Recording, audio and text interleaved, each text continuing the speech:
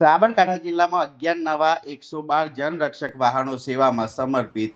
જિલ્લા પોલીસ વડાએ લીલી ઝંડી આપી કરાવ્યું પ્રસ્થાન. જોઈએ હવે સાબરકાંઠા જિલ્લાના મુખ્ય સમાચાર. સાબરકાંઠા જિલ્લામાં ઇમરજન્સી સેવા વધુ ઝડપી બનાવવા 11 નવા 112 જનરક્ષક વાહનો સેવામાં ઉમેરવામાં આવ્યા છે.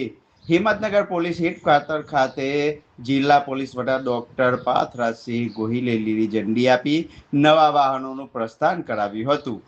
આ પ્રસંગે જિલ્લા કંટ્રોલ રૂમના પીએસઆઈ સહિતનો સ્ટાફ તેમજ 112 સેવાના સાબરકાંઠા સુપરવાઇઝર કિરણભાઈ ગઢવી સહિતના સ્ટાફ ઉપસ્થિત રહ્યો હતો.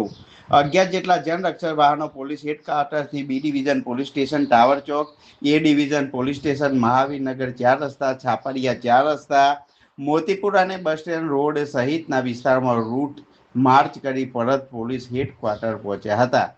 ગુજરાત સરકાર દ્વારા રાજ્યમાં ઇમરજન્સી સેવાઓ વધુ ઝડપી બનાવવા 112 જનરક્ષક સેવાનો વ્યાપ વધારવામાં આવી રહ્યો છે. 112 નંબર પર ઇમરજન્સી કોલ મળ્યા બાદ શક્ય તેટલા ઓછા સમયમાં મદદ પહોંચે તે માટે નવી વ્યવસ્થા કરવામાં આવી છે. ખાસ કરીને ઘટના સ્થળે 10 મિનિટની અંદર જનરક્ષક વાહન પહોંચે તે માટે આયોજન કરવામાં આવ્યું છે. 112 સેવા માત્ર પોલીસ મદદ પૂરતી સીમિત નહીં રહેતા પોલીસ ઉપરાંત ફાયર, ઇમરજન્સી અને એમ્બ્યુલન્સ સેવા માટે પણ ઉપયોગી બનશે. કોલ મળ્યા બાદ જનરક્ષક વાહનનું લોકેશન અને રિસ્પોન્સ ટાઈમ ગાંધીનગરથી મોનિટર કરવામાં આવશે. સાબરકાંઠા જિલ્લામાં 11 નવા 112 જનરક્ષક વાહનો સેવામાં સમર્પિત. જિલ્લા પોલીસ વડાએ લીલી ઝંડી આપી કરાવ્યું પ્રસ્થાન. જોઈએ હવે સાબરકાંઠા જિલ્લાના મુખ્ય સમાચાર. સાબરકાંઠા જિલ્લામાં ઇમરજન્સી સેવા વધુ ઝડપી બનાવવા 11 નવા 112 જનરક્ષક વાહનો સેવામાં ઉમેરવામાં આવ્યા છે. હિંમતનગર પોલીસ હેડક્વાર્ટર ખાતે જિલ્લા પોલીસ વડા ડોક્ટર પાર્થરાજસિંહ ગોહિલે લીલી ઝંડી આપી નવા વાહનોનું પ્રસ્થાન કરાવ્યું હતું.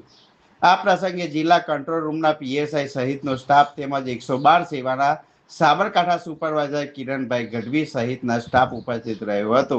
11 જેટલા જનરક્ષક વાહનો પોલીસ હેડક્વાર્ટરથી B division police station tower ચોક, A division police station Mahavirnagar 4 રસ્તા, છાપરિયા 4 રસ્તા, મોતીપુર અને બસ સ્ટેન્ડ રોડ સહિતના વિસ્તારમાં રૂટ માર્ચ કરી પરત પોલીસ હેડક્વાર્ટર પહોંચ્યા હતા. ગુજરાત સરકાર દ્વારા રાજ્યમાં ઇમરજન્સી સેવાઓ વધુ ઝડપી બનાવવા 112 જનરક્ષક સેવાનો વ્યાપ વધારવામાં આવી રહ્યો છે. 112 નંબર પર ઇમરજન્સી કોલ મળ્યા બાદ શક્ય તેટલા ઓછા સમયમાં મદદ પહોંચે તે માટે નવી વ્યવસ્થા કરવામાં આવી છે. ખાસ કરીને ઘટના સ્થળે 10 મિનિટની અંદર જનરક્ષક વાહન પહોંચે તે માટે આયોજન કરવામાં આવ્યું છે. 112 સેવા માત્ર પોલીસ મદદ પૂરતી સીમિત નહીં રહેતા પોલીસ ઉપરાંત ફાયર, ઇમરજન્સી અને એમ્બ્યુલન્સ સેવા માટે પણ ઉપયોગી બનશે.